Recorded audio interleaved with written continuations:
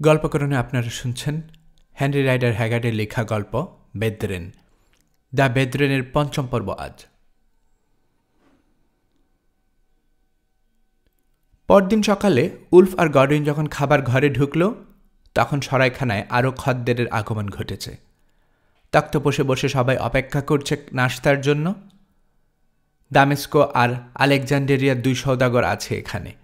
আরব এক সওদাগরকে দেখা গেল, সেই সঙ্গে জেরুজালেমের এক ইহুদি, আর সবশেষে মানুষটা ওদের পরিচিত ইপসউইচের ব্যবসায়ী টমাস। ওদেরকে দেখতে পেয়ে হাসি ফুটল তার মুখে। নিঃসন্দেহে এক অদ্ভুত সমাবেশ, তবে তা নিয়ে মাসুদাকে আগ্রহী মনে হলো না। একে একে সবার চাহিদা জেনে নিল, সেই অনুসারে নাস্তা পরিবেশন করল। একটু আনমনা হয়ে গেল গডউইন। এদের ভিতর কজন সত্যিকার ভাড়াটে আর কজন মাসুদার অনুচর কে জানে। হয়তো মেয়েটার কাছে গোপন সংবাদ আদান প্রদানের জন্য এসেছে, কিন্তু আচার আচরণ দেখে কিন্তু বোঝার উপায় নেই। ফরাসিতে কথা বলছে সবাই। খাওয়ার ফাঁকে আলোচনা সীমাবদ্ধ রইল পরিবেশ পরিস্থিতি, আবহাওয়া কিংবা ব্যবসা সংক্রান্ত বিষয়ের মধ্যে। টমাসের কাছে জানা হলো সেই দিনেই মালামাল নিয়ে জেরুজালেমের উদ্দেশ্যে রওনা হবার কথা তার, কিন্তু ওর গাধার নাকি নাল ক্ষয়ে গেছে। পাহাড় থেকে কিছু মালবাহী উট আসার কথা, সেগুলোও পৌঁছেনি।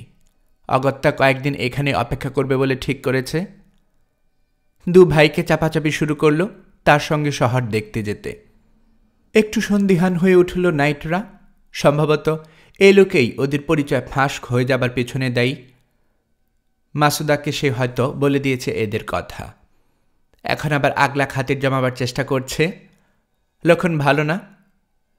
সবিনয়ে তাই লোকটার প্রস্তাব প্রত্যাখ্যান করল তারা। খানিকক্ষণ মুখ গুমরা করে বসে রইল টমাস, তারপর গল্প জুড়ে দিল। লোকটা সমসাময়িক ঘটনার চলন্ত বিশ্বকোষ যেন। তার কাছ থেকে জানা গেল শিশু রাজপুত্র বোল্টউইনের মৃত্যুর পর গাই অফ লুজিয়ান জেরুজালেমের সিংহাসন দখল করেছে। ত্রিপোলের কাউন্ট রেমন্ডো তাকে স্বীকৃতি না দেয়ায় হুলিয়া জারি করা হয়েছে। টাইবেরিয়াসে প্রায় ধরা পড়তে বসেছিল বেচারা, কোনো রকমে প্রাণ নিয়ে পালিয়েছে। আরও জানা গেল সালাদিন চুপি চুপি শক্তি বৃদ্ধি করছেন, যে কোনো দিন খ্রিস্টানদের উপর আবার হামলা করা হবে। এসব খবরের কতখানি সত্যি আর কতখানি মিথ্যে তা বোঝা গেল না, তবে গল্পগুজবের সময় ভালোই কেটে গেল আমাদের। সরাইখানার 3য় দুপুরে মাসুদা হঠাৎ হাজির হলো ওদের কামরায়। গত 2 দিনে ওর সঙ্গে বলতে গেলে কোনো কথাই হয়নি 2 ভাইয়ের। মেয়েটা জানতে চাইল ওরা ঘোড়া কিনতে চায় কিনা। ইতিবাচক জবাব দিলে সে বলল 2টো ঘোড়া আনিয়ে রেখেছে, ওরা চাইলে দেখতে পারে। মাসুদার পিছু পিছু সরাইখানা থেকে বেরোলো 2 নাইট। আস্তা বলে গেল। মুস্কো চেহারার এক আরব বৃদ্ধ দাঁড়িয়ে আছে সেখানে, গায়ে উটের পশম দিয়ে তৈরি পোশাক, হাতে একটা বর্ষা, ভয়ঙ্কর চেহারা। ঘোড়া পছন্দ হলে দামাদামির ভাতটা আমার হাতে ছেড়ে দিও, বলল মাসুদা। কিছু বলতে যেও না, ভাব দেখিও, যেন আমার ভাষা কিছুই বোঝো না, ঠিক আছে? মাথা ঝাঁকালো 2 ভাই। সামনে পৌঁছতেই মাসুদাকে মাথা নুইয়ে অভিবাদন জানালো আরব। কুঁতকুতে চোখে জরিপ করল 2 নাইটকে। একটু যেন অসন্তুষ্ট হল সে। বলল, শেষ পর্যন্ত 2 জন ফ্রাঙ্কের জন্য অমূল্য ঘোড়া আনতে হলো আমাকে। তাতে কি এসে যায় চাচা? নরম গলায় বলল মাসুদা। তুমি বলির পুত্র, ব্যবসায়ী মানুষ, দাম পেলেই তো হলো। দেখাও কি এনেছ। কাঁধ ঝাঁকালো আরব বিক্রেতা। আস্তা বলে দরজা খুলে ডাক ছাড়ল, আগুন, এদিকে আয়। খুরের শব্দ হলো। পর মুহূর্তে খোলা দরজা দিয়ে বেরিয়ে এলো অসম্ভব সুন্দর এক ঘোড়া। গায়ের রং ধূসর, কেশর ফুলিয়ে রেখেছে, কপালে একটা কালো তারার মতো আকৃতি। খুব লম্বা নয়, তবে দেহের গড়ন চমৎকার। প্রচুর শক্তি ধরে। মাথাটা তুলনামূলকভাবে ছোট, বড় বড় চোখ, ফোলা নাক, হাড় আর খুরের গঠন একেবারে অনবদ্য, দেখেই চোখ জুড়িয়ে যায়। বাইরে এসে মৃদু রেশারব করল, তারপর আরব মালিকের দিকে তাকিয়ে পাথরের মূর্তির মতো স্থির হয়ে গেল। আবার দরজার দিকে তাকালো আরব। ধোঁয়া, এবার তুই আয়। প্রথমটার পিছু পিছু আরেকটা ঘোড়া বেরোলো আস্তাবল থেকে। এটাও একই রকম, তবে গায়ের রং কুচকুচে কালো, কপালে তারা আছে, তা সাদা রঙের। এটার দৃষ্টি আরও বেশি বুনো। এই আমার ঘোড়া, বলল আরব বিক্রেতা। যমজ, 7 বছর বয়স, 6 বছর পর্যন্ত কেউ ওদের পিঠে চড়েনি।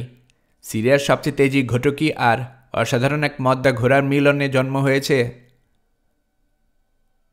ঘোড়া বটে, প্রশংসা সুরে বলল উলফ। অবিশ্বাস্য। দাম কত এ দুটোর? প্রশ্নটা অনুবাদ করে শোনালো। দাম দাম চাইছে কেন? বলল আরব বিক্রেতা। বলেছি তো এরা অমূল্য, তোমরা কত দিতে পারবে সেটাই শুনি।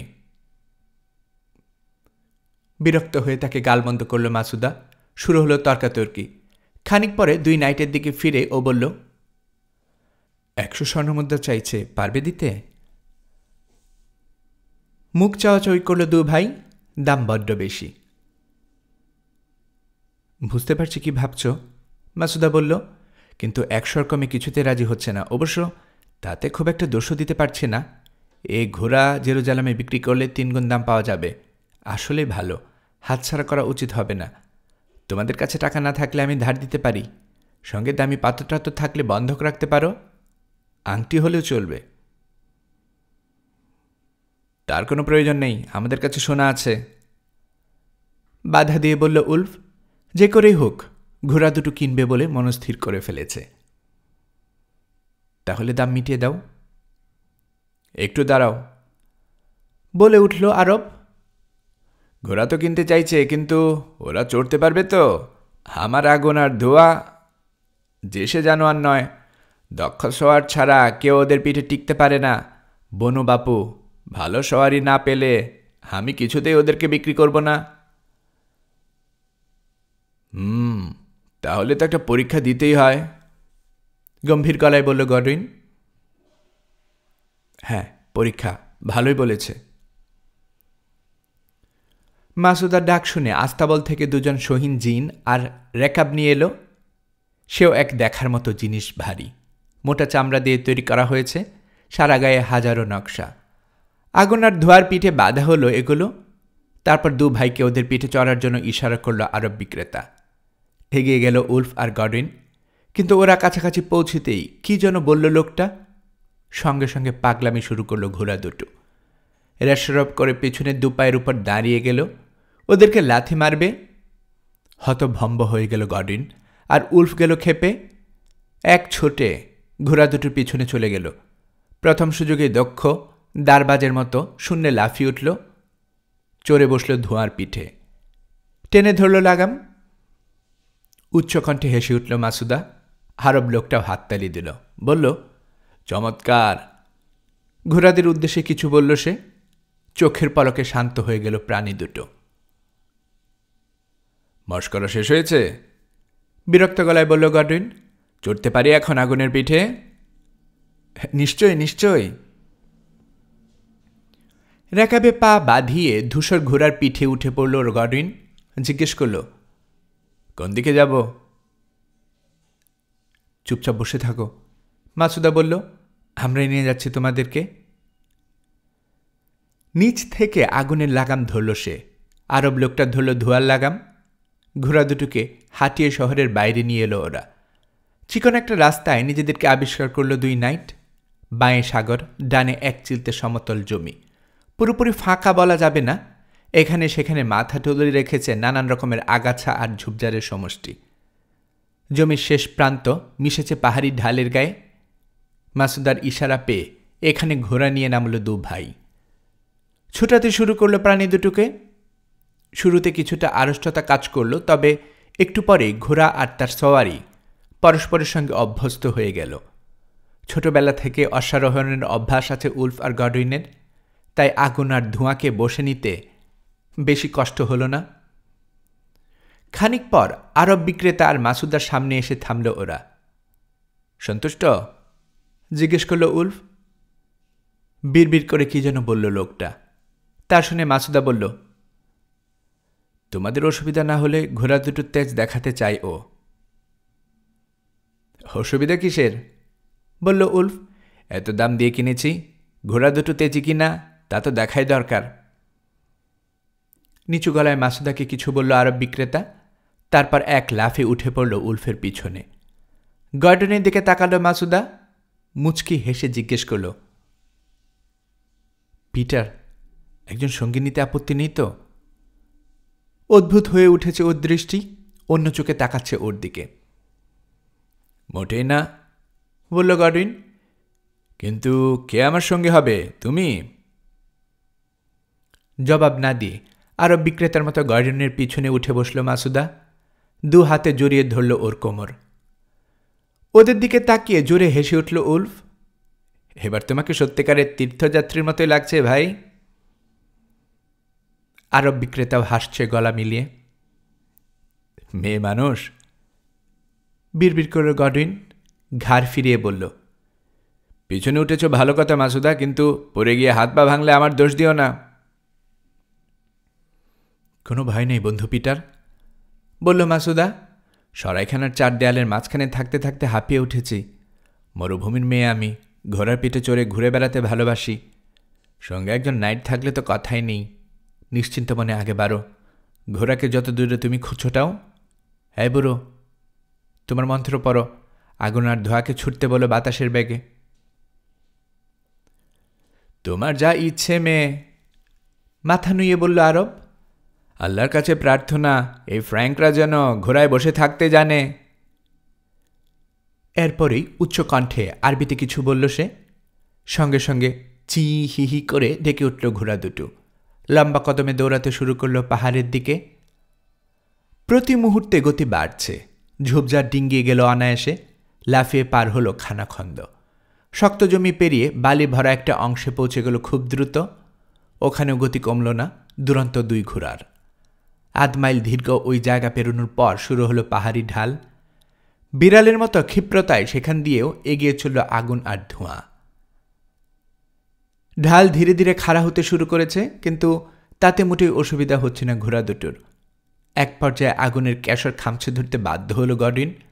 মাসুদাও ওকে পিছন থেকে সর্বশক্তিতে জাপটে ধরে রেখেছে, নইলে দুজনের পিছলে পড়ে যাবে ঘোড়ার পিঠ থেকে। আরোহীদের করুণ দশা, অথচ 2 আরব ঘোড়ার কোনো সমস্যাই হচ্ছে না, দ্বিগুণ ওজন বয়ে নিয়ে যেতে পারছে। একবারের জন্য ছন্দপতন ঘটল না প্রাণী দুটোর। সামনে একটা পাহাড়ি জলধারা পড়ল, 18 ফুট চওড়া। ক্ষণিকের জন্য মনে হলো বুঝি যাত্রা শেষ হবে এখানে, কিন্তু না। লাফিয়ে পানি পেরিয়ে গেল আগুন আর ধোঁয়া, ছুটছে তো ছুটছেই। শেষ পর্যন্ত যখন থামল, তখন ওরা পাহাড়ের চূড়ায় পৌঁছে গেছে। পিছন ফিরে তাকালো গডউইন। অন্তত 2 মাইল ঢাল বেয়ে উঠে এসেছে ওরা। ঘোড়া না অন্য কিছু? জোরে জোরে শ্বাস ফেলেছে উলফ। পাহাড়ি ছাগলও তো এইভাবে ঢাল বাইতে পারে না। কথা না বলে সামনে তাকালো গডউইন। পাহাড়ের চূড়াটা মালভূমির মতো সমতল, সবুজের চিহ্ন বিবর্জিত, ন্যাড়া, সবখানে মুখ বেদন করে রেখেছে ধূসর মাটি পাথর। আগুনকে আবার ছুটাতে শুরু করল ও, পিছু নিল উলফ। ছুটতে ছুটতে আচমকা চেঁচিয়ে উঠল ঘোড়া, দাঁড়িয়ে পড়ল। কয়েক ফুট দূরে হা করে থাকা বিশাল এক পাহাড়ি ফাটল দেখতে পেল আরোহীরা। তলা থেকে ভেসে আসছে পানির গর্জন, বাড়ি খেয়ে ফেনা ভাঙছে নদীর ধারা। কয়েক মুহূর্তের জন্য স্থির হয়ে রইল সবাই। তারপরই আরব বিক্রেতার আদেশ পেয়ে মুখ ঘুরালো 2 ঘোড়া, ছুটতে শুরু করল মালভূমির বাম দিকে। ঢালের কিনারায় গিয়ে হয়তো থামবে এমনটাই ভাবল 2 নাইট, কিন্তু ওদের জন্য বিস্ময় অপেক্ষা করছিল। আরব লোকটার দিকে তাকিয়ে চেঁচিয়ে বলল মাসুদা। সেও পাল্টা চিৎকার দিয়ে কিছু বলল, আর ঘোড়া দুটো পাহাড়ির ঢালে নেমে পড়ল গতি না কমিয়ে। সাহস রাখো ভাই, গলা চড়িয়ে বলল উলফ। এই আরবরা যদি ঘোড়ার পিঠ থেকে না পড়ে যায়, তাহলে আমরাও পড়ব না।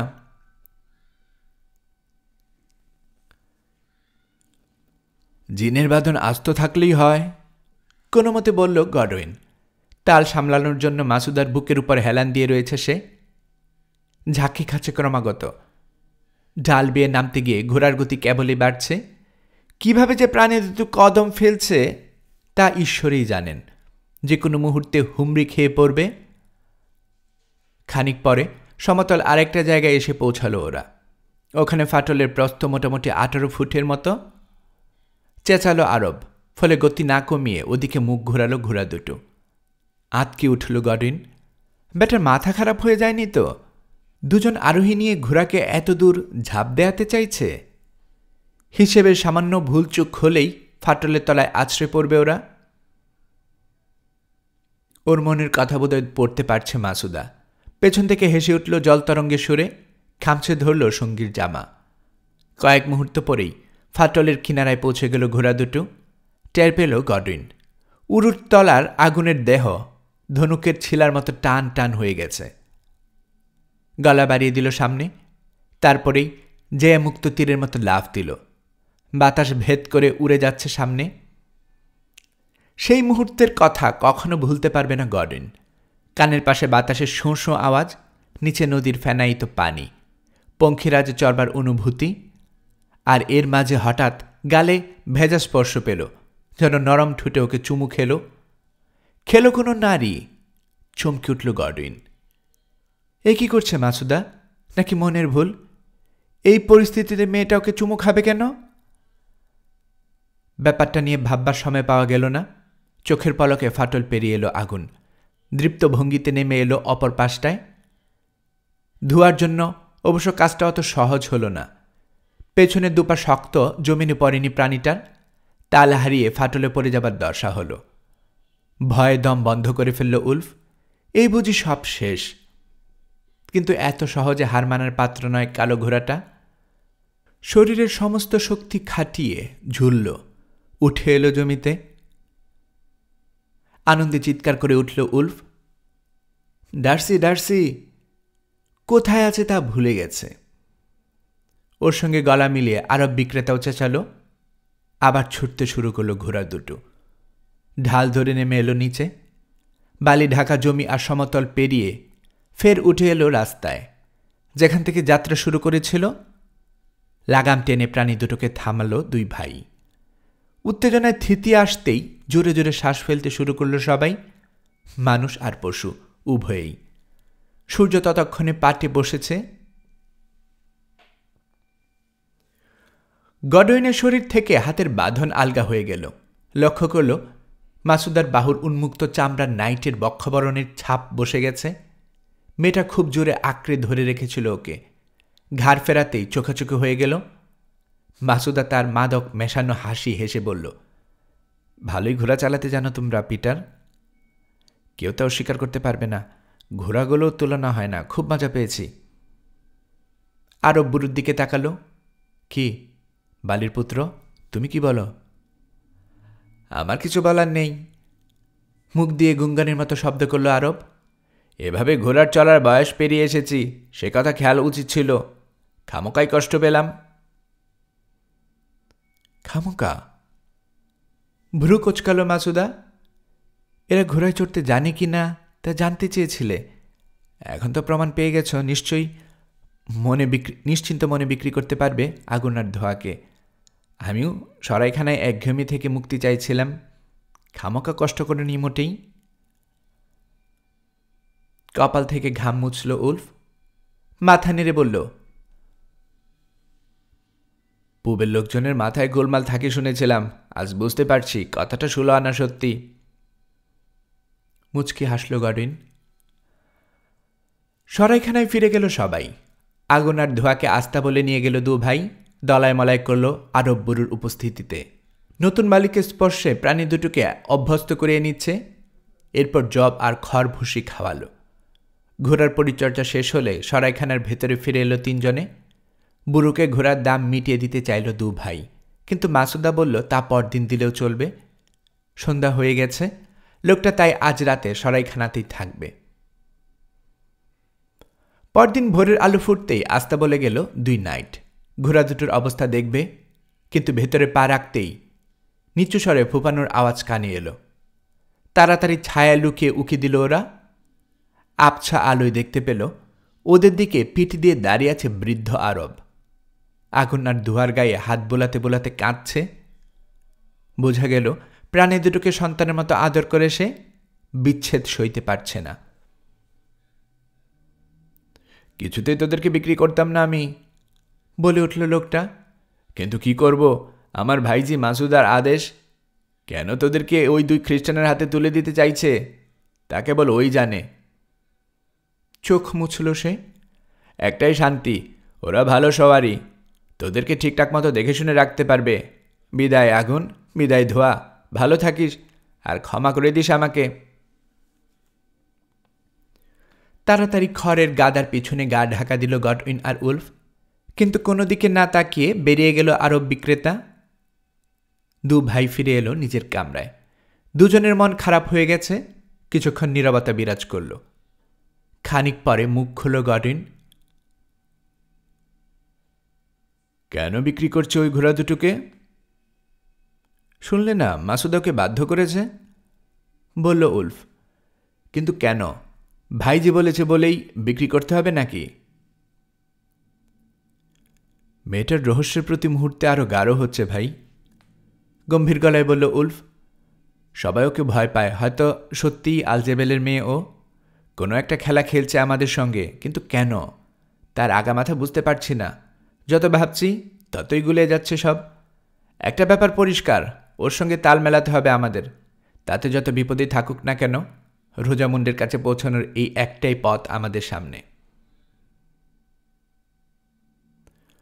আর খারাপ কিছু ঘটতে পারে বলে ক্ষণিকের জন্য উদাস হয়ে গেল গডউইন। মনে পড়ে যাচ্ছে পাহাড়ি ফাটল পেরোনোর সময় মাসুদা ওকে পিছন থেকে চুমু খেয়েছিল। এটা কল্পনা ছিল নাকি সত্যি এখনো নিশ্চিত নয়। উলফকে সে ব্যাপারে কিছু বলল না। তাই সূর্য পুরোপুরি উঠার পর আবার কামরা থেকে বেরোল 2 ভাই। দরজাতে দেখা হয়ে গেল সরাইয়ের মালিকিনের সঙ্গে। সুপ্রভাত, যথারীতি হাসি দিয়ে সম্ভাষণ জানালো মাসুদা। চেহারা ঝলমল করছে। সাত সকালে কোথায় যাচ্ছ? ঘোড়াগুলোকে দেখতে, বলল উলফ। তাছাড়া তোমার ওই বালির পুত্রের সঙ্গে লেনদেনটা মেটাতে হবে। ঘোড়া তো মনে হয় 1 ঘন্টা আগে দেখে এসেছ, স্বাভাবিক কণ্ঠে বলল মাসুদা। মুখের হাসি মলিন হল না একটুও। আর বুড়োকে খুঁজে লাভ নেই, ও চলে গেছে। চলে গেছে ঘোড়া নিয়ে? না না, আগুন আর ধোয়া আস্তাবলে আছে। তুমি ওদের দাম মিটিয়ে দিয়েছ লেডি? জিজ্ঞেস করল গডউইন। দৃষ্টি উজ্জ্বল হয়ে উঠল মাসুদার। সম্বোধন শুনে খুশি হয়েছে সম্ভবত। নরম গলায় বলল, আমাকে লেডি বলছো কেন স্যার গডউইন ডার্সি? আমি তো সাধারণ এক সরাই মালিক। কোনো কালে হয়তো লেডি ছিলাম, কিন্তু সেই পরিচয় বহু আগে হারিয়ে গেছে। আমি এখন বিধবা মাসুদা। এই আমার পরিচয়। তবু ধন্যবাদ আমাকে এমন সম্মান দেখানোর জন্য। একরকম ঠেলা দিয়েই 2 ভাইকে কামরায় ঢুকালো ও। দরজায় ভেজে পুরোপুরি আনুষ্ঠানিকতার কায়দায় সম্মান দেখালো 2 নাইটকে। তার আচরণ দেখে নিশ্চিত হওয়া গেল নোংরা সরাইখানায় জন্ম হয়নি মেয়েটার। ধমনীতে অভিজাত রক্ত বইছে। টুপি খুলে মাসুদাকে পাল্টা সম্মান দেখালো গডউইন। মাথা তুলতেই চোখে চোখ পড়ল দুজনের। স্থির দৃষ্টিতে পরস্পরকে দেখল ওরা। আচমকা গডউইন বুঝতে পারল এই মেয়েকে ভয় পাবার কিছু নেই। কোনো ধরনের কপটতা নেই ওর ভেতরে। চোখের মণিতে বাসা বেঁধেছে মায়া আর নিষ্কুলতা। কেন জানে না, মনে হলো প্রাণ সঁপে দেয় মাসুদার হাতে। ওকে বিশ্বাস করলে ঠকতে হবে না। পর মুহূর্তে টের পেল এমন চিন্তা যে মাথায় আসছে সেটাই সবচেয়ে বড় ভয়। নিঃশব্দে ওদের দুজনকে দেখল উলফ। টের পেল কি চলছে সামনের 2 নরনারীর মনের ভেতর। হানমনে মাথা নাড়ল ও। এর ফলাফল ভালো হতে পারে না। মাসুদা একজন গুপ্তচর, আলজেবেলের সন্তান। যে কোনো মুহূর্তে ছুরি বসাতে পারে ওর পিঠের উপর। আর গডউইন কি না এরই প্রতি দুর্বল হয়ে পড়েছে। ওর এই দুশ্চিন্তা অবশ্য বেশিক্ষণ স্থায়ী হল না। খুব দ্রুত নিজেকে সামলে নিল গডউইন। সোজা হয়ে যখন দাঁড়ালো তখন পুরনো সেই রুক্ষ ভাবটা আবার ফিরে এসেছে চেহারায়। গলা খাকারি দিল মাসুদা। বলল, না, বুড়োকে আমি কিছুই দিইনি, স্বেচ্ছায় খালি হাতে চলে গেছে ও। কথা দিয়ে গেছে তোমাদের পরিচয় কোথাও ফাঁস করবে না, টাকার দরকার নেই ওর। তবে তোমাদেরকে কথা দিতে হবে, যখন প্রয়োজন ফুরাবে তখন আগুন আর ধোঁয়াকে ওর কাছে ফিরিয়ে দেবার সর্বাত্মক চেষ্টা করবে তোমরা, ঠিক আছে? ও তো চলেই গেছে। ভ্রু কোচকালো উলফ। কাকে কথা দেব? সম্পর্কেও আমার চাচা, জানালো মাসুদা। আমাকে কথা দিলেই চলবে? ঠিক আছে, কথা দিলাম, প্রয়োজন ফুরালে ঘোড়া ফেরত দেব। কিন্তু একটা ব্যাপার বুঝতে পারছে না, এমন সাধের ঘোড়া আমাদের হাতে লোকটা কোন ভরসায় তুলে দিয়ে গেল? জবাব না দিয়ে দরজা খুলল মাসুদা, যেন উলফের প্রশ্ন শুনতেই পায়নি এমন ভঙ্গিতে বলল, তোমাদের নাশতা দেওয়া হয়েছে, খেতে এসো। জবাব পাওয়া যাবে না বুঝতে পেরে কাঁধ ঝাঁকালো দুই ভাই, অনুসরণ করল মেয়েটাকে। দিনের প্রায় পুরো সময়টাই ঘোড়ার পরিচর্যায় ব্যস্ত রইল উলফ আর গডউইন। সন্ধ্যায় প্রাণী দুটোকে নিয়ে ঘুরতে বেরোল দুজনে, নতুন মালিকের অধীনে ওরা কেমন সাড়া দেয় তা দেখার জন্য। শুরুতে কিছুক্ষণ বেয়ারা আচরণ করল, তবে দক্ষ আরোহীর কবলে পড়ে শীঘ্রই বশ মেনে গেল আগুন আর ধোঁয়া। সন্তুষ্ট হয়ে সরাইখানায় ফিরল দুই ভাই। ঘোড়া দুটোকে রাতের খাবার দিয়ে ফিরে এলো কামরায়। পরদিন রোববার সরাইখানার এক ভৃত্যসহ শহরের পুরনো গির্জায় সাপ্তাহিক প্রার্থনায় গেল উলফ আর গডউইন। মাসুদাকেও সাধ্য সঙ্গে যাবার জন্য, কিন্তু রাজি হল না মেয়েটা। ঘরে বসে প্রার্থনা করবে বলে জানালো। গির্জার সাধারণ মানুষের ভিড়ে মিশে গেল দুই ভাই। পেছনের সারিতে বসে দেখল নাইট আর যাজকের দল সামনের জায়গা পাবার জন্য লড়াই করছে। একটু পর ভাষণ দিলেন গির্জার বিশপ। সুলতান সালাদিনের বিরুদ্ধে অস্ত্র তুলে নেবার জন্য আহ্বান জানালেন সর্বস্তরের খ্রিস্টানদের প্রতি। খুব শীঘ্রই নাকি নতুন যুদ্ধ শুরু হবে। খ্রিস্টধর্মের ক্রুশকে যদি সারসেনদের নিচে পদতুলিত দেখতে না চায়, তাহলে বিভেদ ভুলে সবাইকে একাট্টা হতে হবে। সমস্বরে বিশপের এই বক্তব্যের প্রতি সমর্থন জানালো উপস্থিত জনতা। ফেরার পথে উলফ বলল, 4 দিন পেরিয়ে গেছে, আর হাত পা গুটিয়ে বসে থাকা চলে না। মাসায়েফে যাবার প্রস্তুতি নিতে হবে। ঠিকই বলেছ, একমত হল গডউইন। মাসুদার সঙ্গে কথা বলতে হবে। তার কোনো প্রয়োজন হল না। সরাইখানায় ঢুকতেই মুখোমুখি হয়ে গেল মেয়েটার। ওরা মুখ খোলার আগে সে বলল, তোমাদের সঙ্গে জরুরি কথা আছে। আলজেবেলের কাছে কি এখনই যেতে চাও তোমরা? অবশ্যই, বলল দুই ভাই। যাবার অনুমতি জোগাড় করেছে, কিন্তু একটু ইতস্তত করল মাসুদা। না গেলেই ভালো করবে, তাতে বিপদ আছে। এসো, খোলাখুলিভাবে কথা বলি। তোমাদের উদ্দেশ্য আমি জানি। বৈরুতে মাটিতে তোমরা পা রাখার বহু আগেই সেটা আমার কানে এসেছে। সেজন্যই সেদিন বন্দরে অপেক্ষা করছিলাম তোমাদের জন্য। সালাদিনের মুঠো থেকে একটা মেয়েকে উদ্ধার করতে চাও তোমরা। সে কাজে আল জেবেল মানে সিনানের সাহায্য চাইবে, তাই না? আমি এও জানি তোমরা দুজনেই ওই মেয়েটাকে বিয়ে করতে চাও। অবাক হও না, তোমাদের কোনো তথ্যই আমার অজানা নেই। আগেই বলেছি, ইউরোপের মাটিতে বহু গুপ্তচর লুকিয়ে আছে। ওদের কাজই হলো এ ধরনের খবর পাচার করা। ইপস উচের টমাসকে দেখেছো তোমরা? ব্যবসায়ীর সাজ নিয়ে থাকে, কিন্তু আসলে ও একটা টিকটিকি। ওই তোমাদের সব খবর জোগাড় করেছে, আর সে খবর টাকার বিনিময়ে কিনে নিয়েছে আমি। তুমি তাহলে আরো বড় গুপ্তচর? বিদ্রুপের সুরে বলল উলফ। অপমানটা গায়ে মাখল না মাসুদা। আমার পরিচয় নিয়ে আমি লজ্জা করি না। তোমাদের মতো আমি মহান দায়িত্ব পালনের শপথ নিয়েছি। সেটা কার কাছে তা জানতে চেও না, বলতে পারবো না। কিন্তু তোমাদেরকে আমি পছন্দ করি, তাই সাবধান করে দেওয়া প্রয়োজন মনে করছি। সিনানের সঙ্গে কিছুতেই জড়িও না নিজেকে। নিঃস্বার্থভাবে কারো উপকার করার অভ্যেস নেই ওর। যদি তোমাদেরকে সাহায্য করে, তবে তার বিনিময়ে চড়া প্রতিদান দিতে হবে। বলা যায় না, তোমাদের প্রাণও চেয়ে বসতে পারে সে। সালাদিনের ব্যাপারেও তো সতর্ক করেছে আমাদেরকে, বলল গডউইন। ওর কাছে যেতে মানা করেছে। এখন মানা করছো জেবেলের ব্যাপারে? আমরা তাহলে কি করব? ঘরের ছেলে ঘরে ফিরে যাও, শান্ত গলায় বলল মাসুদা। আর যদি কিছু করতেই চাও, এখানকার নাইট বাহিনীতে যোগ দিতে পারো। অপেক্ষা করে দেখো সালাদিনের পরাজয় হয় কিনা, তখন হয়তো উদ্ধার করতে পারবে মেয়েটাকে। হেসে উঠল উলফ। চমৎকার বলেছ। 2 পায়ের ফাঁকে লেজ গুজে ঘরে ফিরে যাব, নাইট সুলভ একটা কাজ হবে বটে। নির্বিকার রইল মাসুদা। বলল, বাস্তবতাকে মেনে নেওয়া ভালো। সালাদিনের মুঠো থেকে কাউকে ফিরিয়ে আনা সম্ভব নয় তোমাদের পক্ষে। তার চেয়ে ওই মেয়েকে ভুলে যাওয়াটাই ভালো না? দেশে ফিরে নতুন কাউকে খুঁজে নাও, তাকে বিয়ে করে সংসারী হও। দেখো মাসুদা, থমথমে গলায় বলল গডউইন, জানি না আমাদেরকে কোন ধরনের মানুষ বলে ভাবছো তুমি, কিন্তু ডার্সি পরিবারের সন্তানেরা একবার শপথ নিলে তার কোনো নড়চড় হয় না, তাতে প্রাণ গেলে যাবে।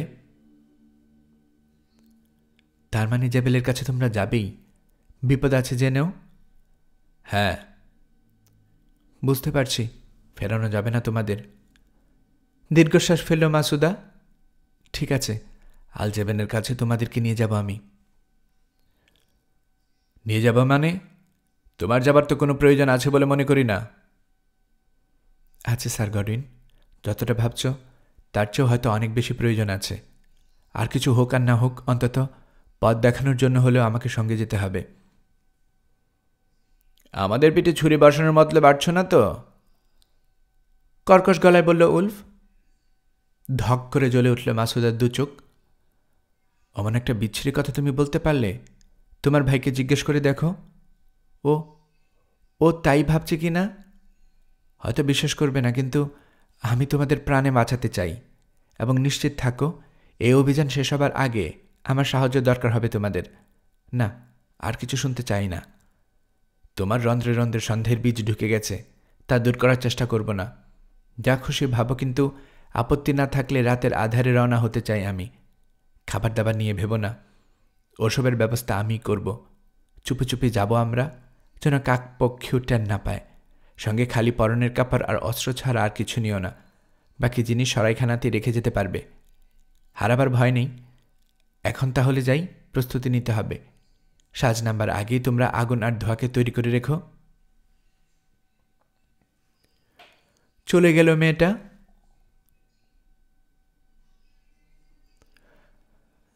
ধীরে ধীরে কেটে গেল দিনের বাকিটা সময়। সূর্য যখন ডুবল, তখন যাত্রার জন্য তৈরি হয়ে গেছে 2 ভাই। আলখাল্লা তলার পুরো দস্তম যুদ্ধবর্ম পরে নিয়েছে, তলোয়ারটাও লুকিয়ে রেখেছে কাপড়ের আড়ালে। ঘোড়া দুটোকে পরিয়ে এনেছে জিন আর রেকাব। জিনের পকেটে ভরে নিয়েছে দরকারি টুকিটাকি জিনিস। বাকি জিনিসপত্র মাসুদার ভৃত্য এসে নিয়ে গেছে। অপেক্ষা করছিল দুজনে। এমন সময় খুলে গেল কামরার দরজা। দূর করায় অচেনা এক ছায়ামূর্তি দেখতে পেল ওরা। পরনে উটের চামড়ার আলখাল্লা। কি চাই? রুক্ষ গলায় জিজ্ঞেস করল উলফ। তোমাদেরকেই চাই, ব্রাদার পিটার আর জন, মেলি গলায় বলে উঠল ছায়ামূর্তি। কামরার ভিতরে এসে ঢুকল। হেসে উঠল পর মুহূর্তে। কি ব্যাপার, চিনতে পারছ না আমাকে? মাসুদা ছদ্মবেশ নিয়েছে, চেনার উপায় নেই। ওকে অল্প বয়সী একজন তরুণের মতো দেখাচ্ছে। 2 ভাইয়ের চেহারায় বিস্ময় ফুটতে দেখা গেল। যাক, ছদ্মবেশ তাহলে ভালোই হয়েছে। একটু চিন্তায় ছিলাম। মাসুদার কথা ভুলে যাও। আলজেবেলের রাজ্যে পৌঁছানো পর্যন্ত আমি তোমাদের গোলাম। ডেভিড, জাফা থেকে কিনেছ, শঙ্কর, কোনো ধর্ম নেই, ঠিক আছে? মাথা ঝাঁকালো 2 নাইট। ওদেরকে নিয়ে আস্তা বলে গেল মাসুদা। আগুন আর ধোঁয়ার পাশাপাশি আরেকটা ঘোড়া আর 2টো মালবাহী খচ্চর দেখা গেল। পিঠে বড় বড় 2টো বোচকা বাঁধা। আশেপাশে আর কেউ নেই। পুরুষালী কায়দায় ঘোড়ার পিঠে চড়ে বসল মাসুদা। হাঁটতে শুরু করল। দড়িতে টেনে পিছু পিছু নিচ্ছে খচ্চর দুটোকে। আগুন আর ধোঁয়ার পিঠে চড়ে ওকে অনুসরণ করল উলফ আর গডউইন। খুব শীঘ্রই বৈরুত থেকে বেরিয়ে এলো ওরা। গোধূলির আবছা আলোয় এগিয়ে চলল ডগ নদীর দিকে। মাসুদার হিসেবে ওটা 3 ক্রোশ দূরে। চাঁদ ওঠার আগে পৌঁছাতে পারবে বলে আশা করছে। অল্প সময় পরেই ঘনঘোর অন্ধকার নেমে এলো। দু ভাইয়ের পাশাপাশি চলল মাসুদা, ওদেরকে পথ দেখানোর জন্য, কিন্তু বিশেষ কথা হলো না ওদের মাঝে। এক ফাঁকে উলফ জানতে চাইল সরাইখানা খালি করে আসায় কোনো অসুবিধা হবে কিনা। জবাবে কাঠখোট্টা গলায় মাসুদা বলল, ওইসব নিয়ে ওকে মাথা ঘামাতে হবে না, সরাইখানা দেখার লোক আছে। এরপর নীরবে পথ চলল ওরা। শুকনো দুটো নালা পেরোল। খানিক পরে কানে ভেসে এলো জলপ্রবাহের কুলকুল ধ্বনি। থামার ইশারা করল মাসুদা। চাঁদ উঠল খানিক পরে। বিশ্ব চরাচর ভেসে গেল কোমল আলোর বন্যায়। সেই আলোতে চওড়া একটা নদী দেখতে পেল উলফ আর গডউইন। ঢালো জমি বেয়ে উদ্দাম স্রোত নেমে যাচ্ছে 100 গজ দূরে সাগরের মোহনায়। ডান দিকে রয়েছে উঁচু পর্বত শ্রেণী, মাঝখানে একটা গিরি পর্বত। ফাঁকা দিয়ে বেরিয়ে এসেছে নদীর ধারা, আর ওখান দিয়ে যেতে হবে ওদেরকে। কাছাকাছি যেতেই পাহাড়ের গায়ে খোদাই করা অদ্ভুত কিছু নকশা চোখে পড়ল।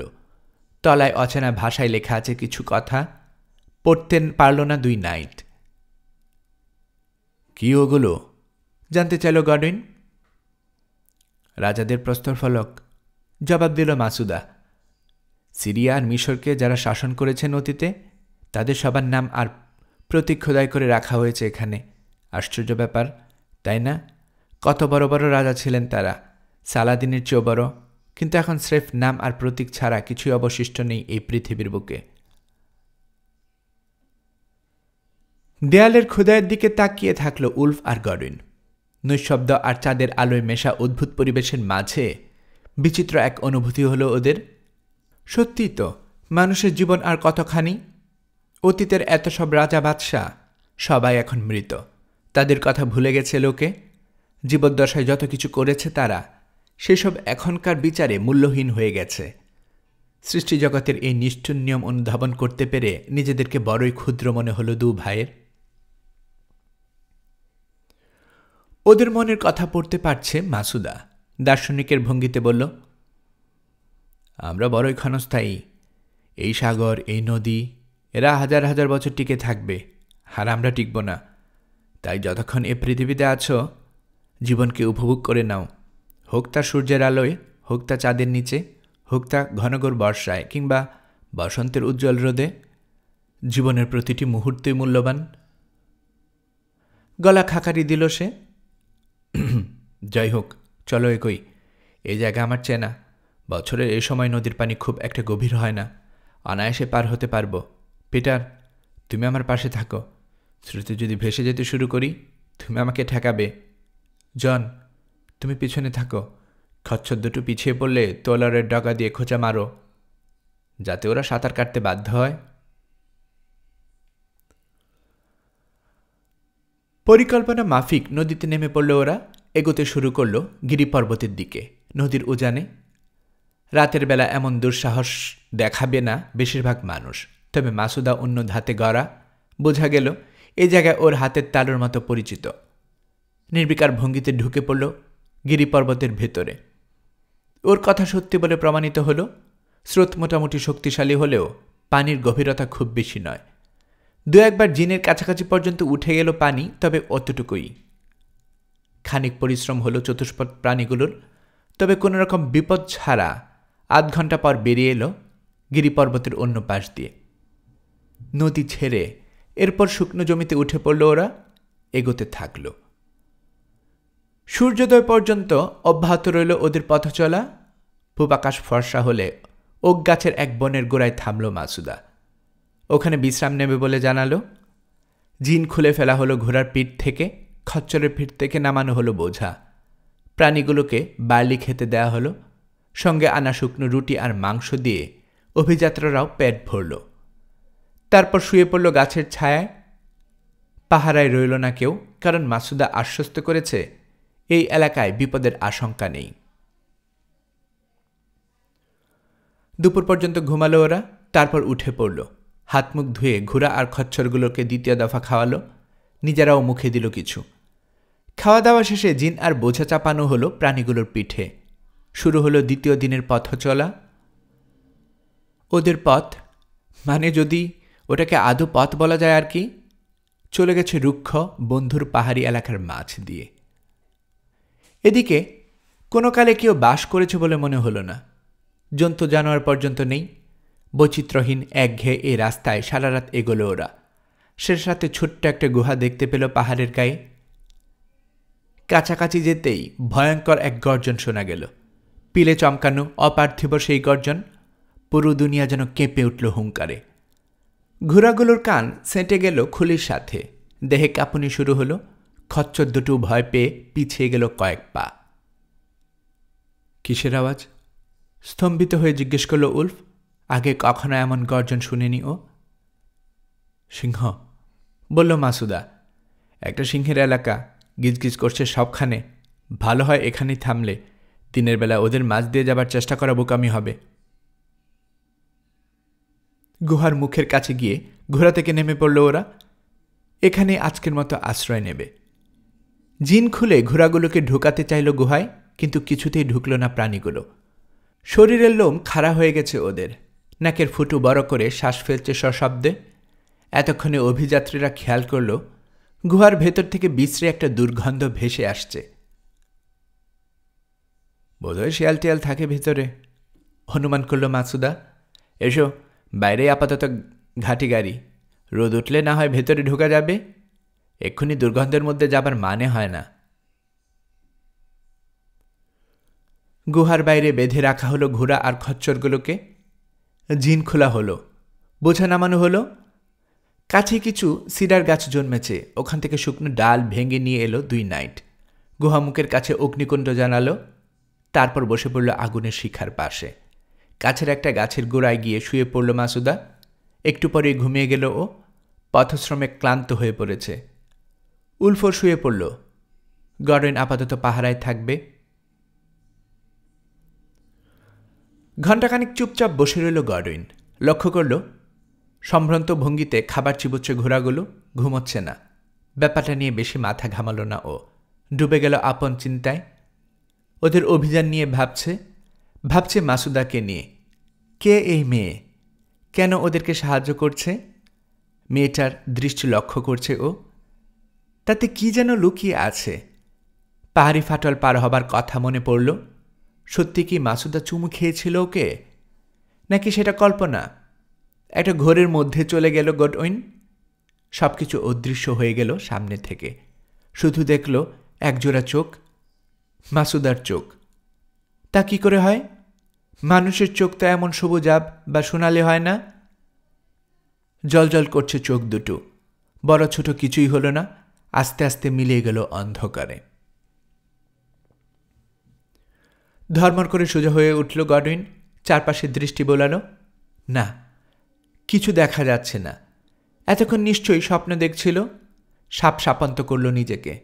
পাহারায় বসেছে, হে অবস্থায় চোখ মোদা মোটেই উচিত হয়নি। পায়ের কাছ থেকে কয়েকটা ডাল কুড়িয়ে নিয়ে অগ্নিকাণ্ডে ছুড়ে দিল। লক লক করে বড় হলো আগুনের শিখা।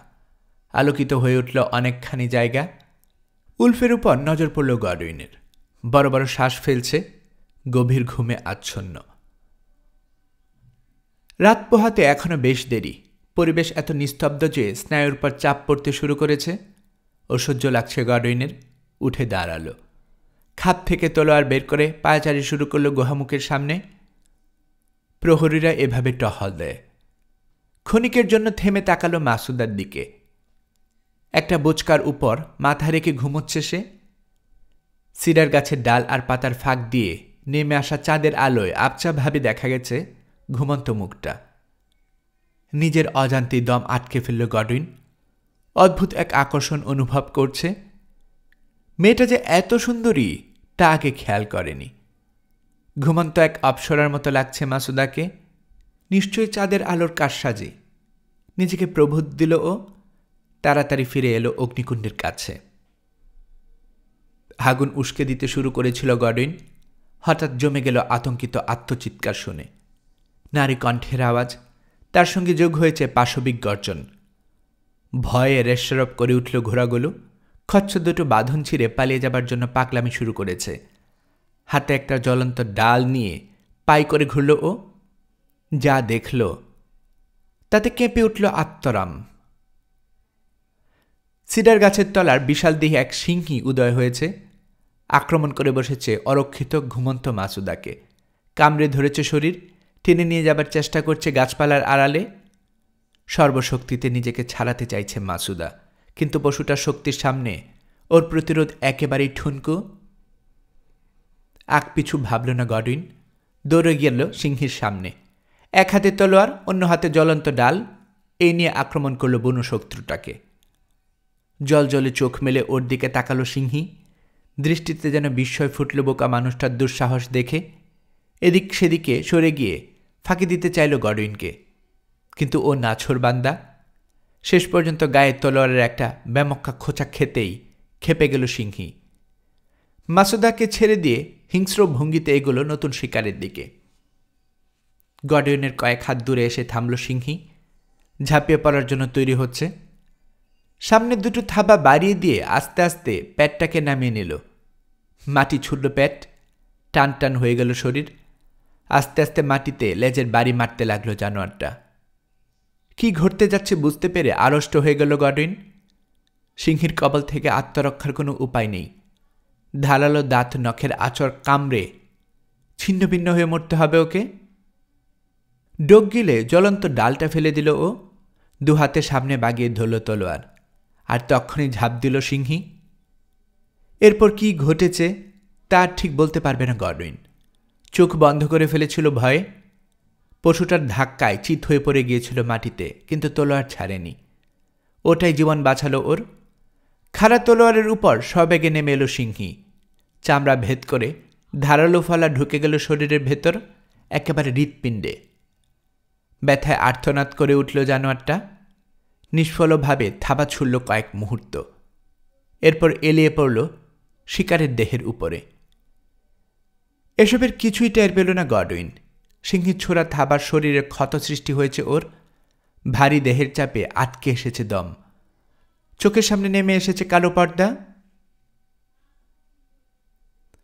অনেকক্ষণ পর মুখে ভেজা কিছুর স্পর্শে জ্ঞান ফিরে পেল গডউইন।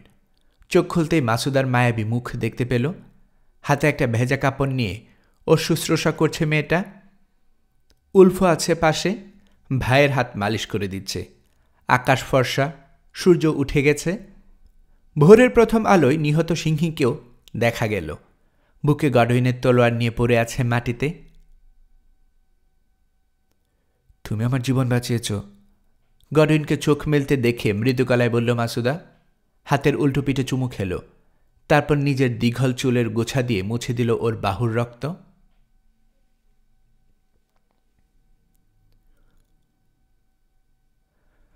রোজামুন্ডের ভাগ্যে কি ঘটেছে তা জানার জন্য এবার আমরা ফিরে যাব ক্রিসমাসের সেই রাতে। বাড়ি থেকে বেরোনোর পর স্টেপল ক্রিকের ঘাটে নিয়ে যাওয়া হলো ওকে। সারা সেনাদের বড় নৌকায় উঠতে শুরু করলো সবাই।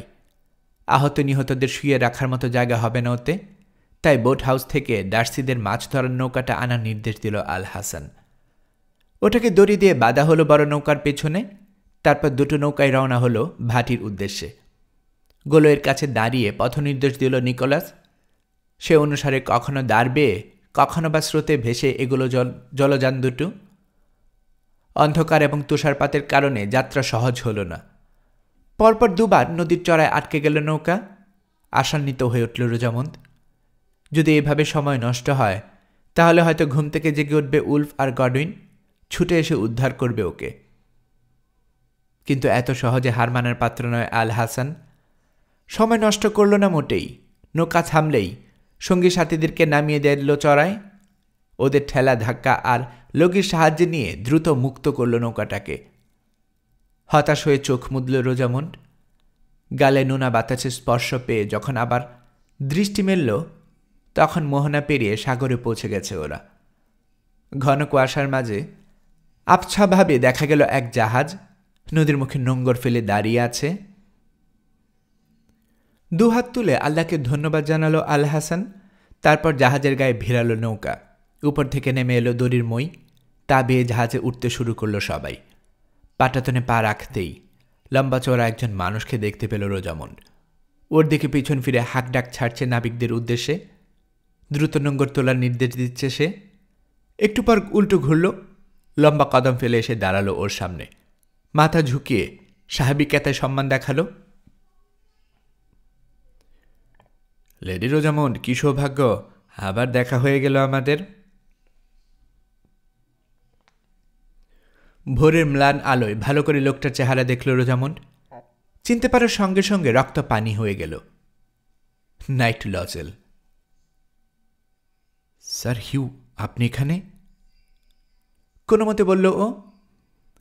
তুমি যেখানে আমি তো সেখানে থাকব, বাঁকা সুরে বলল লজেল। রুক্ষ মুখশ্রীতে তাচ্ছিল্য ফুটে উঠেছে।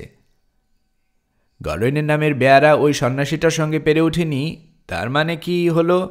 হাল ছেড়ে দেব ভেবেছ? তাই বলে এখানে আপনাকে আশা করিনি আমি। নিজেকে সামলে নিয়ে কড়া গলায় বলল রোজামন্ড। খ্রিস্টান একজন নাইট হয়ে সালাদিনের সঙ্গে হাত মিলিয়েছেন, ছি। তোমাকে পাবার জন্য আমি খোদ শয়তানের সঙ্গে হাত মেলাতে রাজি আছি, দাঁত বের করে বলল লজেল। আর কিছু হয়তো বলতো, কিন্তু আল হাসানের ডাক শুনে সরে গেল। আলাপ আলোচনায় ব্যস্ত হয়ে পড়ল সালাদিনের আমিরের সঙ্গে। নাবিকরা নোঙ্গর তুলে ফেলল খুব শীঘ্রই। পাল খুলে দেয়া হলো। বাতাসের ঝাপটা পেয়ে এগোতে শুরু করল জাহাজ। গতি বাড়ল নাবিকরা দাঁড় বাইতে শুরু করায়। পাটাতনে মূর্তির মতো দাঁড়িয়ে থাকল রোজামন্ড। মুক্তির সব আশা শেষ। এর কিছুক্ষণ পরেই নাবিকদের হাসাহাসি শুনে সংবিত ফিরে পেল ও। বিদ্রুপের ভঙ্গিতে হাত নেড়ে কাদেরকে যেন বিদায় জানাচ্ছে ওরা। সেদিকে মাথা ঘোরাতেই সাগর পারে অশ্বারোহী একদল মানুষ দেখতে পেল। সামনের দুই নাইটকে চিনতে অসুবিধা হল না, উলফ আর গডউইন। বুকের মধ্যে হৃৎপিণ্ড লাফিয়ে উঠল। ছুটে গেল রোজামন্ড রেলিংয়ের কাছে, পানিতে ঝাঁপ দেবে। জাহাজ থেকে নামতে পারলেই হয়, উলফ আর গডউইন নিশ্চয় সাগর থেকে উদ্ধার করবে ওকে। ওকে ব্যর্থ করে দিল আল হাসান। পেছন থেকে রোজামন্ডের কমর জাপতে ধরল সে। এক টানে সরিয়ে আনল রেলিংয়ের পাশ থেকে। উন্মাদিনীর মতো হাত পা ছুড়ল মেয়েটা, কিন্তু এক চুল আগলা হল না সারাসেন আমিরের হাতের বাঁধন। অসহায়ের মতো সাগর পাড়ে তাকালো রোজামন্ড। ঘোড়া নিয়ে পানির কিনারা পর্যন্ত চলে এসেছে উলফ। আবছাভাবে শোনা গেল ওর কণ্ঠ। ভয় পেও না রোজামন্ড, আমরা আসছি, খুব শীঘ্রই আসছি। দুইজন নাবিকের হাতে রোজামন্ডকে তুলে দিল আল হাসান। ওরা ওকে টানতে টানতে নিয়ে গেল জাহাজের একটা কেবিনে। বাইরে থেকে লাগিয়ে দিল দরজা। গোবাক্ষের পাশে ছুটে গেল রোজামন্ড। চঞ্চল দৃষ্টি বোলালো বাইরে। এক ঝলকের জন্য উলফ আর গডউইনকে দেখল। তারপরেই ওরা অদৃশ্য হয়ে গেল দৃষ্টিসীমা থেকে। গতি আরও বেড়ে গেছে জাহাজের। ধীরে ধীরে চলে যাচ্ছে গভীর সাগরে। অনেকক্ষণ পর খুলে গেল কেবিনের দরজা। ভেতরে ঢুকল আল হাসান আর লজেল।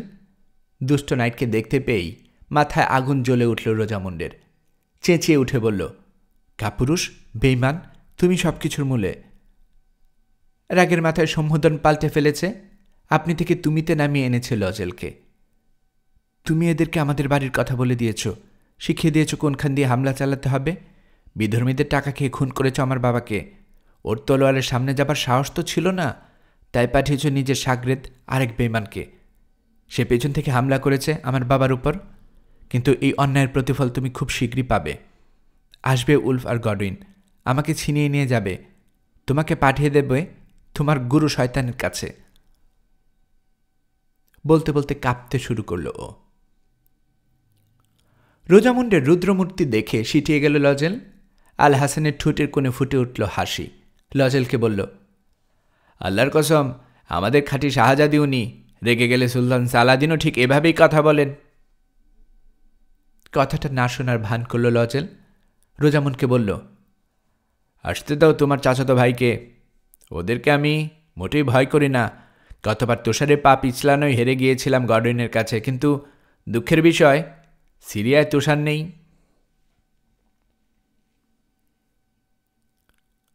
তুষার না থাকলে বালিতে পা হাটকাবে, কিংবা হোঁচট খাবে পাথরে। সরসে বলল রোজামন্ড, পরাজয় তোমার সুনিশ্চিত। এইসব প্রলাপ শোনার কোনো মানে হয় না, রাগী গলায় বলল লজেল। তাকালো আল হাসানের দিকে। আমি যাচ্ছি। যাও, শান্ত গলায় বলল আমির। লজেল বেরিয়ে গেলে 2 কদম এগোলো রোজামুন্ডের দিকে। কোমল কণ্ঠে বলল, শাহজাদি শান্ত হন, নিজেকে নিয়ন্ত্রণ করুন। পাগলামি করে কোনো লাভ হবে না। ভাগ্যকে মেনে নেয় বুদ্ধিমানের কাজ। ঝোঁকের বসে আপনি কিছু ঘটিয়ে বসলে তা কারোর জন্যই ভালো হবে না। ধপ করে বিছানায় বসে পড়ল রোজামুন্ড। মুখ ঢেকে ফুপাতে শুরু করল। আল হাসান বলল, বুঝতে পারছি লজেলকে দেখে একটা ধাক্কা খেয়েছেন। ও যে ভালো লোক না তা আমিও জানি। ভয়ের কিছু নেই। যতক্ষণ আমি বেঁচে আছি ও আপনার কোনো ক্ষতি করতে পারবে না। কিছু বলল না রোজামুন্ড, ফুঁপিয়ে চলল। অপ্রস্তুত বোধ করল আল হাসান। ইতস্তত করে বলল, আপনি বিশ্রাম নিন শাহজাদি, পরে না হয় কথা বলা যাবে। বেরিয়ে গেল সে কেবিন থেকে। অনেকক্ষণ কাঁদল রোজামুন্ড। না কেঁদে করবেই বা কি? চোখের সামনে খুন হতে দেখেছে প্রাণপ্রিয় পিতাকে। বন্দী হয়েছে অচেনা একদল মানুষের হাতে। নিয়ে যাওয়া হচ্ছে দূর দেশে চিরদিনের জন্য। মরার উপর খাড়ার ঘায়ের মতো উদয় হয়েছে শয়তানের নাইট লজেল। এত কিছুর পরে কেউ শান্ত থাকে কি করে? আশার আলো একটাই, আল হাসান। সালাদিনের নির্দেশে রোজামুনকে অপহরণ করেছে সে, কিন্তু তাই বলে নিজের বিবেক বিসর্জন দেয়নি। বোঝা যাচ্ছে নীতিবান লোক সে। আর যাই হোক, রোজামুন্ডের ক্ষতি হতে দেবে না। অদ্ভুত একটা ব্যাপার বলতে হবে, এই মুহূর্তে এই সারাসেন আমিরেই ওর একমাত্র বন্ধু। মানুষের ভাগ্য নিয়ে ঈশ্বর যেসব খেলা খেলেন তা অর্থ বোঝা দেয়। ধীরে ধীরে দুলনি বাড়ল জাহাজের। অসুস্থ হয়ে পড়ল রোজামুন্ড। নিজ হাতে ওর খাবার নিয়ে এলো আল হাসান, কিন্তু ছুঁয়েও দেখল না ও, যেন অনাহারে মরার পণ করেছে। দিন কেটে রাত এলো, রাতের পর আবার দিন। আবারও খাবার আনলো আল হাসান। সান্ত্বনা দেবার চেষ্টা চালালো, তাতে কোনো লাভ হলো না। এভাবেই চলল কয়েকদিন। অসুস্থতা বাড়ল রোজামুন্ডের। একসময় সংজ্ঞা হারিয়ে ফেলল। দীর্ঘ এক ঘুমের অতলে তলিয়ে গেল মেয়েটা। স্বপ্ন দেখল বাবাকে নিয়ে তলোয়ার নিয়ে শত্রুর উপর ঝাঁপিয়ে পড়ছেন স্যার অ্যান্ড্রো। প্রবল বিক্রমে খতম করে দিচ্ছেন সবাইকে। গডউইন আর উলফকেও দেখল। শত বাধা বিপত্তি অতিক্রম করে ছুটে চলেছে ওরা রোজামুনকে উদ্ধার করার জন্য। স্বপ্নের মাঝেই অদ্ভুত এক স্বস্তি অনুভব করতে শুরু করল ও। হাল ছাড়বার কিছু নেই। ওরা আসছে ওকে নিয়ে যেতে, কিন্তু এরপরেই সূচনা হলো দুঃস্বপ্নের। চোখের সামনে থেকে হারিয়ে গেল 2 নাইট। পিতাকে দেখল রোজামুন্ড স্টিফল হলের মেঝেতে পড়ে থাকতে। কেঁদে উঠতে চাইল, তার আগে স্যার অ্যান্ড্রু মুখ খুললেন। বললেন, ঈশ্বর যা করেন তা ভালোর জন্যই করেন। তিনি তোমাকে রক্ষা করবেন। বুকে বল ফিরে পেল রোজামুন্ড। ধীরে ধীরে চোখ খুলল। গবাক্ষ গলে ঢোকা উজ্জ্বল রোদে কেবিন ঝলমল করছে। মাঝবয়সে এক মহিলা বসে আছে শিয়রের পাশে, হাতে পানির পাত্র, মায়াময় চেহারা। কয়েকবার চোখ পিটপিট করল। ঘোর ঘোর লাগছে, কোথায় আছে বুঝতে পারছে না। হঠাৎ মনে পড়ে গেল সবকিছু। কে আপনি? মাথার পাশে বসা মহিলাকে জিজ্ঞেস করল। কোত্থেকে এসেছেন? ফ্রান্স থেকে লেডি, বলল মহিলা। মার্সেই বন্দরে নেমেছিল এই জাহাজ, ওখান থেকে উঠেছি। অসুস্থদের সেবা করার বিনিময়ে আমাকে জেরুজালেমে পৌঁছে দেওয়া হবে বলে কথা দিয়েছেন ক্যাপ্টেন। অবশ্য যদি জানতাম এই জাহাজে একজন সারাসেন আছেন তাহলে উঠতাম কিনা সন্দেহ। স্যার লজেন মানে ক্যাপ্টেনকে দেখে খুব বুঝতেই পারিনি তিনি মুসলমানদেরকে নিয়ে জেরুজালেমে যাচ্ছেন। নিকোলাস নামে আরেকজনকে দেখলাম। এরা যে সারাসেনদের সঙ্গে কি করছে তা ঈশ্বরই জানেন। আপনার নাম? দুর্বল কণ্ঠে প্রশ্ন করল রোজামুন্ড। মেরি বুশে। আমার স্বামী একজন সাধারণ মাছ ব্যবসায়ী, মানে ছিল আর কি। ক্রুসেডের যাজকরা এসে জোর করে নিয়ে গেছে ওকে যুদ্ধ করানোর জন্য। আমার মোটেই সমর্থন ছিল না। ওকে বলে দিয়েছিলাম 5 বছরের মধ্যে যদি বাড়ি না ফেরে তাহলে আমি ওকে খুঁজতে বেরোব। কথা মতো বেরিয়ে পড়েছি, কিন্তু ওই যে কোথায় তা একমাত্র ঈশ্বরই জানেন। অনেক সাহস আপনার, একাকী রওনা হয়েছেন। প্রশংসা করল রোজামুন্ড। আচ্ছা, মার্সে থেকে কবে রওনা হয়েছে আমরা? প্রায় 6 সপ্তাহ। আপনি ভীষণ অসুস্থ ছিলেন, প্রলাপ বকছিলেন। এর মাঝে আরও 3টে বন্দরে থেমেছি আমরা, ওগুলোর নাম মনে নেই। আগামী 20 দিনের মধ্যে যদি আবহাওয়া ভালো থাকে আর কি, আমরা সাইপ্রাসে পৌঁছাবো বলে শুনেছি। যাই হোক, আপনি আর কথা বলবেন না, ঘুমিয়ে পড়ুন। হাসান নামের ওই সারাসেন লোকটা বেশ ভালো ডাক্তার, সে আমাকে বলেছেন আপনার প্রচুর বিশ্রাম দরকার। কাজেই আবার ঘুমিয়ে পড়ল রোজামন্ড, এবার শান্তির সঙ্গে। জাহাজ এখন ভূমধ্য সাগর পেরোচ্ছে, এখানে ঢেউয়ের উৎপাত কম। সাগরপীড়া কাটিয়ে উঠল ও ধীরে ধীরে সুস্থ হতে লাগল, শক্তি ফিরে পেল শরীরে। 3 দিনের মাথায় জাহাজের পাটাতনে বেরিয়ে এলো ও। এখানে পৌঁছে প্রথমে যাকে দেখল সে আল হাসান। আল্লাহকে হাজার শুক্রিয়া, দুহাত তুলে বলল আমির। তিনি আপনাকে সুস্থ করে তুলেছেন। বালবেকের শাহজাদির কিছু হয়ে গেলে আমি সুলতানকে মুখ দেখাতে পারতাম না। হালকা হাসি ফুটল রোজামন্ডের ঠোঁটে।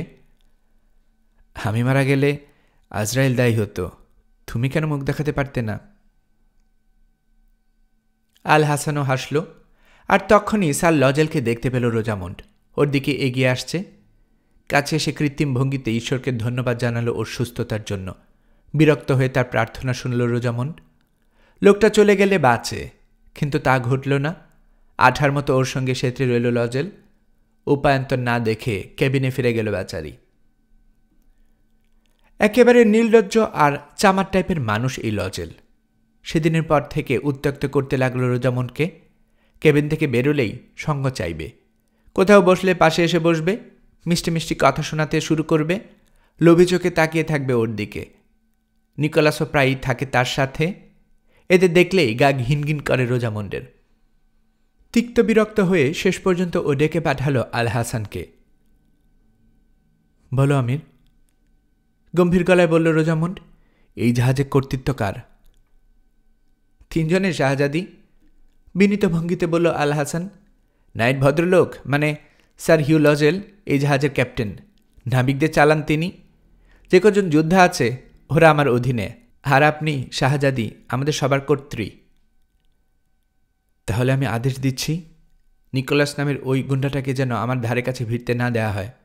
এমনিতেই যথেষ্ট যন্ত্রণা সহ্য করেছি, বাবার খুনের সঙ্গে মেলামেশা না করলেই কি নয়?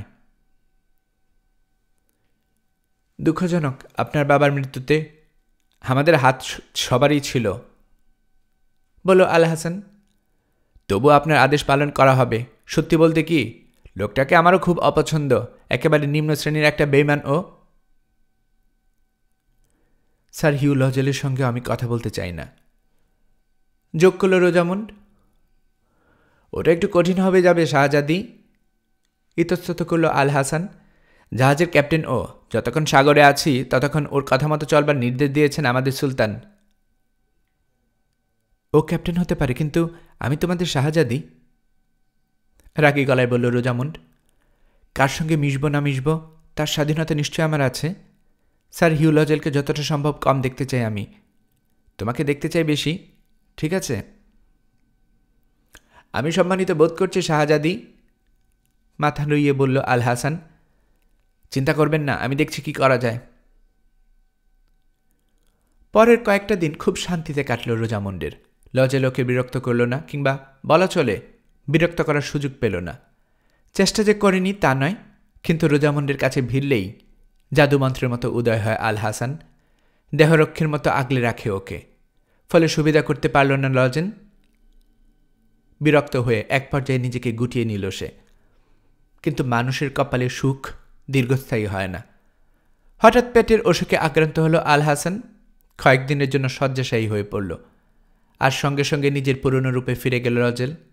তাকে এড়াবার জন্য কেবিনেই বেশিরভাগ সময় কাটাতে চেষ্টা করল রোজামন্ড, সফল হল না। ভূমধ্যসাগরে গ্রীষ্মকালে বড়ই ভয়ানক। বদ্ধ কেবিনে শরীর সেদ্ধ হয়ে যেতে চায়। ইচ্ছে না থাকলেও পাটাতনে বেরিয়ে আসতে হয় ওকে, শিকার হতে হয় লজেলের উৎপাতের। এমনই একদিনের কথা, জাহাজের পাটাতনের উপরে ঝোলানো একটা ছাউনির নিচে বসে বিশ্রাম নিচ্ছিল রোজামন্ড, সঙ্গে মেরি নামের সেই সেবিকা। এমন সময় এগিয়ে এলো লজেল। ভাব দেখাচ্ছে যেন ওর ভালো মন্দের খোঁজ নিতে এসেছে, আসলে মতলব ভিন্ন। বোবা সাজল রোজামন্ড, একটা প্রশ্নের উত্তর দিল না, কিছু না শোনার ভান করল। এতে যদি লোকটা ক্ষান্ত দেয়। ক্ষান্ত হল না লজেল, বরং অপমানে তার মুখ লাল হয়ে গেল। কিছু কথা শোনানো দরকার রোজামুন্ডকে, কিন্তু মাঝবয়সী সেবিকার সামনে তা বলা চলে না। ইংরেজি বা ফরাসি যে ভাষাতেই বলুক, মহিলা সব বুঝতে পারবে। আচমকা একটা বুদ্ধি খেলে গেল তার মাথায়। আরবিতে কথা বলতে শুরু করল। ভাষাটা ইদানিং ভালোই রপ্ত করেছে সে। রোজামুন্ড, খুবই অন্যায় করছো কিন্তু আমার সঙ্গে। খুব প্রকাশ করল লজেলের গলায়। কি করেছি আমি? কেন ভুল বুঝছো আমাকে? এসেক্সের এক সম্ভ্রান্ত পরিবারের সন্তান আমি। টাকা পয়সার অভাব নেই, বীরত্বের জন্য নাইট উপাধি পেয়েছি। পাত্র হিসাবে আমার কমতি কোথায়? প্রথম দেখাতেই তোমাকে ভালোবেসেছি আমি, বিয়ে করতে চেয়েছি। এই কি আমার অপরাধ? তোমার বাবা রাজি হয়নি, তুমিও রাজি হওনি। রাগের মাথায় না হয় জোর করে বিয়ে করার হুমকি দিয়ে ফেলেছি, কিন্তু সে তো স্রেফ কথার কথা। অথচ কি পরিণতি না বরণ করতে হয়েছে সেজন্যে। গডউইন আমার উপর হামলা চালিয়েছে, আহত করেছে। কোনো মতে যান নিয়ে পালিয়ে এসেছি আমি। তারপর থেকে জাহাজ নিয়ে প্রাচ্যে ব্যবসা করছি, মালামাল আনা নেওয়া করছি সিরিয়া আর ইংল্যান্ডের মাঝে। আপাতত এটাই আমার পেশা। কিভাবে তোমার এই অবস্থার সঙ্গে জড়ালাম তা জানতে চাও?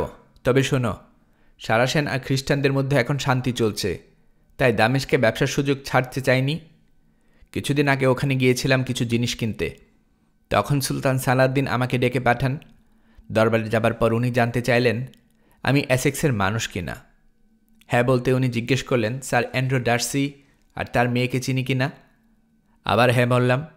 তখন উনি আমাকে অদ্ভুত এক কাহিনী শোনালেন। তুমি নাকি ওর ভাগ্নি? কানাঘুষো শুনেছিলাম আগে, তাই কাহিনীটা অবিশ্বাস করতে পারিনি। উনি আমাকে আরও জানালেন দৈব সংকেত পেয়েছেন, তোমাকে তার দরবারে নিয়ে আসতে হবে। এও শুনলাম সিরিয়ায় গেলে তোমাকে বিশাল এক মর্যাদা দেবেন তিনি। সবশেষে ভালো দেখে একটা জাহাজ ভাড়া করতে চাইলেন আমার কাছ থেকে। ওটা নিয়ে তার দূত ইংল্যান্ডে যাবে আমাকে আনার জন্য। এর বিনিময়ে ভালো পারিশ্রমিক পাবো আমি। প্রস্তাবটা প্রত্যাখ্যানের কোনো কারণ দেখতে পাইনি। আমি তা জানতাম না ওরা তোমাকে জোর করে উঠিয়ে আনবে। বিশ্বাস করো, তোমার বা স্যার অ্যান্ড্রুর ক্ষতি করার কোনো ইচ্ছে ছিল না আমার। আমি তো জাহাজ ছেড়ে ডাঙ্গাতেই যাইনি। লজেলের মিথ্যে কৈফিয়ত শুনতে শুনতে তিতিবিরক্ত হয়ে গেছে রোজামুন্ড। মুখ ঝামটা দিয়ে উঠল। সাধু সাধার প্রয়োজন নেই স্যার হিউ। কেন যাওনি তা আমি খুব ভালো করে জানি। উলফ আর গডউইনের ভয়ে ওদের তলোয়ারের সামনে দাঁড়ানোর কোনো সাহস নেই, তাই অন্যদের পাঠিয়েছ নিজের নোংরা উদ্দেশ্য হাসিল করার জন্য। লেডি, থমথমে গলায় বলল লজেল, বারবার আমার সাহস নিয়ে কটু কথা বলছো তুমি। কাজটা ঠিক করছো না। দয়া করে আমার কথা শোনো। হয়তো এই অভিযানে যোগ দিয়ে ভুল করেছি আমি, কিন্তু তা করেছি শুধু ভালোবাসার টানে। লম্বা এক সমুদ্র যাত্রায় তোমাকে সঙ্গে পাব, লোভ সামলাতে পারিনি। আসলে সালাদিনের দেয়া সোনার মোহরের লোভ সামলাতে পারোনি। তার মুখের কথা কেড়ে নিয়ে বলল রোজামুন্ড, আর অভিনয় করো না তো। আমি ক্লান্ত, বিশ্রাম নেওয়া দরকার। তোমার কথা শেষ হয়ে থাকলে বিদায় হও। বড্ড রূঢ় আচরণ করছো তুমি, কিন্তু তোমার ভুল আমি এখনো ভাঙিয়ে দেব। চারদিকে সতর্ক দৃষ্টি বোলালো লজেল, তারপর গলার স্বর নামিয়ে বলল, সব কিছু ঠিকঠাক থাকলে 1 সপ্তাহ পর আমরা সাইপ্রাসের লিমাজলে পৌঁছাবো। ওখান থেকে খাবার আর পানি নিয়ে এন্টিওকের একটা গোপন বন্দরে যাবার কথা। সেখান থেকে স্থলপথে তোমাকে দামেস্কে নিয়ে যাবে সারা সেনারা। কিন্তু না, কোথাও যেতে হবে না তোমাকে। লিমাজলেই রাতের আধারে জাহাজ ত্যাগ করবে তুমি। আমি সাহায্য করব। সাইপ্রাসের সম্রাট আইজ্যাক আমার বন্ধু। ওর উপরে কোনো নিয়ন্ত্রণ নেই সালাদিনের। একবার যদি ওখানকার দরবারে পৌঁছতে পারি, তাহলে সারাসেনদের 14 পুরুষের সাধ্য নেই তোমাকে কবজা করবার। আইজ্যাক আমাদের নিরাপদে ইংল্যান্ডে ফেরার ব্যবস্থা করে দিতে পারবে। তাই? বাঁকা সুরে বলল রোজামুন্ড, এই মহত্বের বিনিময়ে তুমি কি পাবে? তোমাকে রোজামুন্ড, সাগ্রহে বলল লজেল। সাইপ্রাসে বিয়ে করব আমরা। না, এক্ষুনি প্রস্তাবটা নাকচ করে দিও না। ভালো করে ভেবে দেখো। দামেশকে তোমার জন্য বদ্ধ কাঁচা। ওখানে হাজার রকমের বিপদ আছে, কিন্তু আমার সঙ্গে গেলে মুক্তি পাবে তুমি, পাবে নিরাপত্তা, আর যোগ্য এক খ্রিস্টান স্বামী। কত বড় ত্যাগ স্বীকার করবো আমি তা ভাবো। জাহাজ হারাবো, সালাদিনের মতো ক্ষমতাবান একজন সুলতানের শত্রুতে পরিণত হব, কিন্তু সবই করবো আমি তোমার জন্য। ভেবে নিয়েছি স্যার হিউ, নিরাসক্ত গলায় বলল রোজামন্ড। জবাবটা এক্ষুনি নিয়ে যেতে পারো। কান খাড়া করে শোনো, যে কোনো সারাসেনকে বিশ্বাস করতে রাজি আছি আমি, তোমাকে নয়। প্রার্থনা করি ঈশ্বর যেন খুব শীঘ্রই তোমার মতো নরকের কীটকে পৃথিবীর বুক থেকে তুলে নেন। স্বার্থ আর লোভের বশে যে লোক আমার বাবার মৃত্যু ডেকে এনেছে, আমার গলায় পড়েছে দাসত্বের শৃঙ্খল, তাকে কিছুতে আমি স্বামী বলে মেনে নিতে পারবো না। খবরদার, আর কখনো আমার সামনে ভালোবাসার কথা বলতে এসো না। উঠে পড়ল ও, রাগী ভঙ্গিতে হেঁটে চলে গেল লজেলের সামনে থেকে। রোজামুন্ডের গমন পথের দিকে তাকিয়ে নিঃশব্দে হাসল দুষ্ট নাইট। বিড়বিড় করে বলল, আর কখনো ভালোবাসার কথা বলবো না প্রিয়া। এ তো স্রেফ শুরু। যে অপমান করলে তা আমি কখনো ভুলব না। আমার ঠোঁটে চুমু দিয়ে এর প্রায়শ্চিত্ত করতে হবে তোমাকে।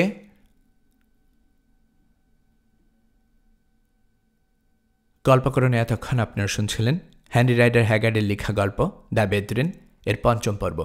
আমি নিয়মিতভাবে গল্প পাঠ করে আপনাদেরকে শোনাচ্ছি। গল্প পাঠ ভালো লেগে থাকলে এই গল্পটি আপনার বন্ধুবান্ধব প্রিয়জন সবার কাছে শেয়ার করবেন, তাতে করে তারা এই গল্পটি শোনার সুযোগ পাবে। আপনারা ভালো থাকবেন, সে প্রত্যাশা এখানে বিদায় নিচ্ছে।